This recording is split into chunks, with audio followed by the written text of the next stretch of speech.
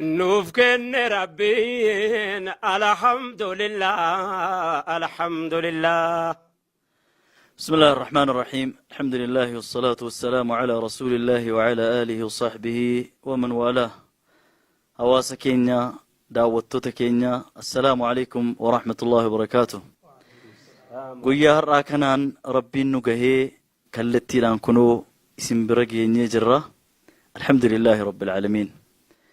برد إرا ملتني TV متا كيسني كان اسم فكاتو أمانتا كيسن سينا كيسن آدا كيسن كان بداف كموجي كان باف دها كان چلن كسو أرغچو داف برد إرا ملتني بك حمل لسنة كنو كيني بك Hamilten TV Seena قبني رفاجرة يروباي يوم نفتو التني بك جرتنو حويدان كالتي يدودان نغافتو أما يو ربي براتاتي قويا قبابا كيستي يوم قويان سن يوجتن جمعة أسديمو كان رفاجر يو ربي براتاتي جمعة أسديمو كن رجبا قويا كرشن بركم tokkof dhibba afurif afurtama akka lakkoofsa hijraatti jechuudha.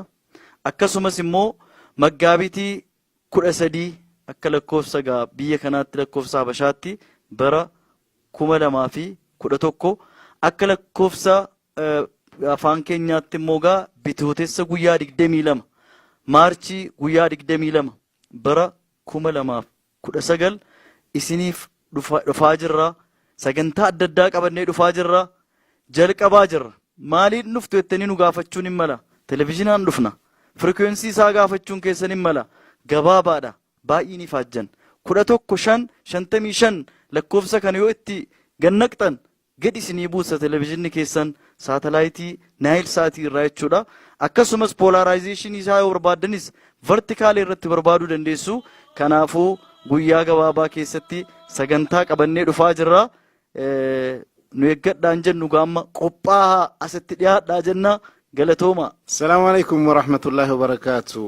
Waggaa kuma tokkof dhibba afurif afurtami torba dura Islaamni biyya keenya baatii Rajabaa kana keessa seene. Yeroo sana keessatti sahaboonni Rabbi sallallahu alaihi wasallam hijraadhaan biyya keenya dhufanii biyya keenyaaf Islaamummaa kan wal qunnamsiisan baatii amma keessa jirru kanatti.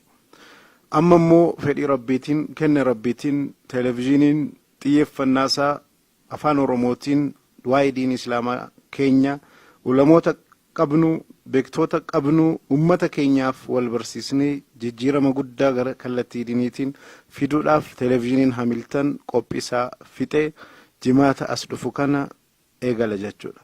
Kanaafuu baga Hamilten baga gammaddan televizyinii keenya walumaan hasimannu walumaan itti hafayyadamnu amma hadhaa sabriidhaan nu obsitanii nu eegaa turtani. Amma kunoo alhamdulillahi rabbil alamin asbahu eegaluuf waan deemaa jirruuf bakka jirtan irratti ulamoonni du'aatonni akkasumas warri Rabbi waasinii kenne hundinuu televizyiniin kun keessani yaada warri qabdanus warri waa hunda qabdanus gabbahaati televizyinii keenya simadha itti fayyadama ittiin da'waa keessan ittiin ummata bira qaqqabsiifadhaan jedha baga gammanne. Assalaamu alaykum wa rahmatullahi wa barakatuh. Rabbiin of gargaarsifanne tola isaatiin galma keenya Hamilten TV bananne hamilee ummata keenya.